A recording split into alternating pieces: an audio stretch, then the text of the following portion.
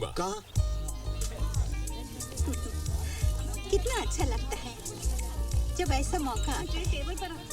हर चेहरे पे मुस्कुराहट, हर कोई खुश।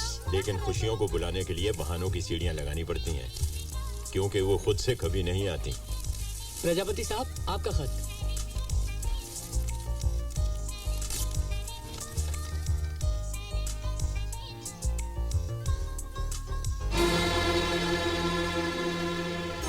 क्या हुआ?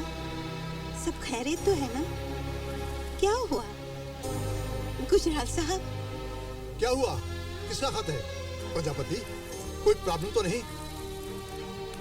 आशियाना ट्रस्ट आशियाना में रहने वाले निवासियों को यह सूचना देता है कि यह आश्रम बंद हो रहा है। नोटिस मिलने की तारीख से 7 दिनों के अंदर वहां रहने वाले अपने लिए कोई और ठिकाना तलाश कर लें। 7 दिनों के बाद यह आश्रम यहां रहने वालों की किसी भी जिम्मेदारी से मुक्त है। विक्रम सक्सेना, आशियाना ट्रस्ट। ऐसे कैसे हो सकता है? आप क्या करेंगे? हम सब एकदम रेडी है ना?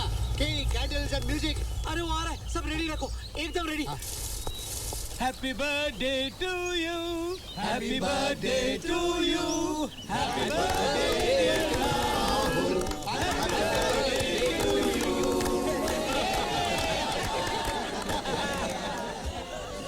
हो गया?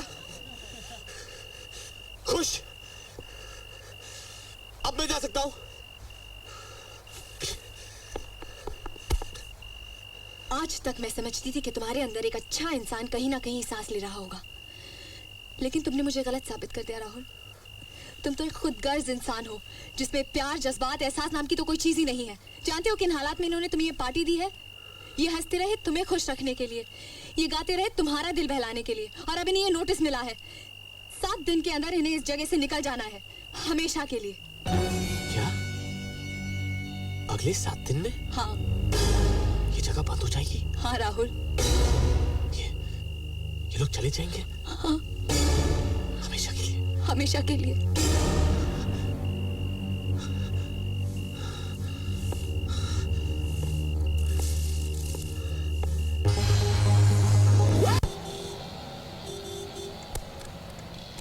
आशियाना के निवासियों को जगह खाली करने का नोटिस मिला है। अगले 7 दिनों में आशियाना बंद हो जाएगा। इस हालात को देखते हुए मेरी आपसे गुजारिश है कि आप राहुल की सजा को माफ कर दीजिए और उसे घर आने की इजाजत दें। जगह नहीं रहेगी तो सजा माफ कर दी जाएगी। अरे उसके बाकी के 15 दिनों की सजा के लिए किसी और जगह भेजा जा सकता है। सर, मेरे बेटे ने कोई संगीन जुर्म नहीं किया है। एक गलती की थी जिसका एहसास दिलाना जरूरी था, और वो रियलाइज कर रहा है। पर ये सजा मैंने राहुल को एक अच्छा नागरिक बनाने के मकसद से दी थी। बीच में उसकी सजा माफ कर दी जाए तो सबकी एक किराए पर पानी फिर जाएगा। मैं नहीं सजा माफ कर सकता उसकी। I am sorry. वो बदल गया है योर ऑनर। उसे अच्छे बुरे की समझ आ गई है।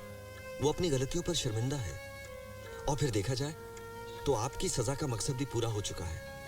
आप ही बताइए योर ऑनर, गुनहगारों की भी सजा माफ कर दी जाती है उनके अच्छे बर्ताव के लिए, तो फिर राहुल की क्यों नहीं? ठीक है। देखिए राहुल, अगर आशियाना के बुजुर्गों से ये लेटर ला सकता है जिसमें साफ साफ लिखा होना चाहिए कि वहां आकर राहुल काफी बदल गया है, वो एक अच्छा इंसान बन गया है और उसकी बची कुछ सजा माफ की जा सकती है, तो फिर मैं शायद उसकी सजा माफ कर दूं। शायद। इसमें कोई दिक्कत नहीं है सर। मुझे पूरा यकीन है वो लोग राहुल को ऐसा लेटर जरूर दे देंगे। Okay bye. Yes yes. 4 साल पहले आश्रम की मरम्मत और नए विंग बनाने के लिए हमने बैंक से 7 लाख रुपए का लोन लिया था। आज पेनल्टीज और सूद मिलाकर वो रकम 13 लाख बन चुकी है। लाख कोशिशों के बावजूद मैं ये रकम चुका नहीं पाया, क्योंकि सारे पैसे जो हैं वो इस जगह को चलाने में ही खर्च हो गए, और अब उस रकम के बदले में बैंक इस जगह पर अपना कब्जा कर रही है। 7 दिनों के बाद ये जगह बैंक की हो जाएगी। फिर बैंक जो फैसला करेगी हमें उसी के मुताबिक चलना पड़ेगा। लेकिन पंडित जी ट्रस्ट फॉर्म करके गया था, सारा पैसा ये जगह के लिए रखा था। जी देखिए सुबह अंकल, 20 साल पहले 50,000 रुपए 50 लाख से ज्यादा लगते थे, और फिर पंडित जी कोई खास रकम छोड़ के नहीं गए। कुछ म्यूचुअल फंड्स, कुछ शेयर्स थे। आज उनकी कोई वैल्यू नहीं, और इतनी बड़ी जगह चलाने के लिए ढेर सारे रुपयों की जरूरत पड़ती है। वो कहाँ से आएंगे? लेकिन आप लोग परेशान मत होइए, मैं वादा करता हूँ मैं आशियाना को दोबारा शुरू करूंगा। लेकिन कितना वक्त लगेगा? शांता मौसी 12-15 साल तो लग ही जाएंगे। फिर तो वो जगह हमारी कब्रों के लिए रखना। प्रजापति जी, काश मैं कुछ कर सकता। नमस्ते।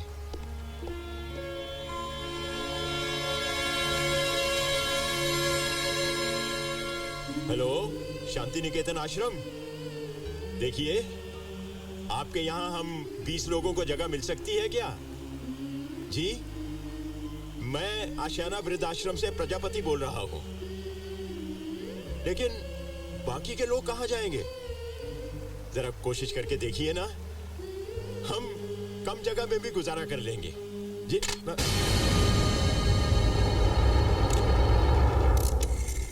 हेलो बेटा अजीत, मैं बाबा बोल रहा हूँ। बाबा, अरे भाई अचानक ये आश्रम बंद हो रहा है, इसलिए 2-4 रोज में मैं घर वापस आ रहा हूँ। हाँ, हमेशा के लिए बंद हो रहा है। हाँ, अब क्या करें, मुश्किल तो है, लेकिन तुम परेशान मत होना, कोई तकलीफ नहीं होगी, हमेशा की तरह रहेंगे हम। देखो बेटा, बहू को समझाना, उसे कहना कि मैं चुपचाप अपने ही कमरे में पड़ा रहूंगा।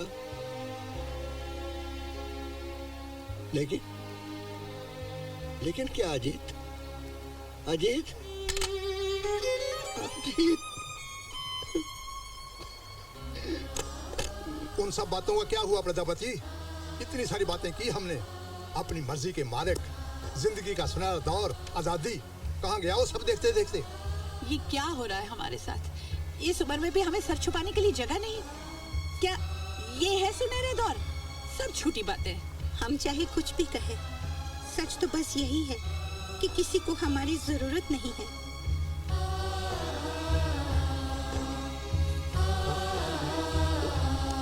दीदी, मैं कहता हूँ अगर सिर्फ पैसों की बात है, क्यों ना हम सब मिलकर विक्रम को पैसे दे दें? मतलब हम सब लोग अगर थोड़ा थोड़ा निकाले तो हो जाएगा। अरे for the first time in your life तुमने करेक्ट बात किया। देखो, मेरा फंड में 50,000 है, वो मैं दे दूंगा। आफ्टर ऑल मेरा पैसा मेरा घर बचाने के वास्ते काम नहीं आएगा तो क्या फायदा? एकदम सही। मेरे पास कोई 2.5 लाख होंगे। हाँ, और मेरे पास कुछ गहने होंगे, और हम दोनों के मिला के 1.5 लाख। मेरे बाद में पासबुक देख के बताऊंगा, लेकिन सारे। और मेरी तरफ से 50,000, मेरी तरफ से 15,000, मेरी तरफ से 40,000 और मेरे 60,000। विजय के पापा ने मेरे लिए 50,000 रुपए रखे थे, वो मैं दे दूंगी। तुम लोगों का दिमाग खराब हो गया है। अगर हमें कुछ हो गया तो कौन दवादारू करेगा हमारी? वो शख्स है ना। और क्या गारंटी है कि पैसे देने के बाद भी मसला टल जाएगा? कल कोई दूसरी प्रॉब्लम भी आ सकती है, फिर किसके सामने हाथ फैलाने जाएंगे हम? हमारी कोई अपनी कमाई तो है नहीं। जो जमा पूंजी है उसे इस तरह मैं अपने जीते जी तो दान नहीं करूंगा। बाकी आप लोग अपनी मर्जी के मालिक हो, जो जी में आए कीजिए।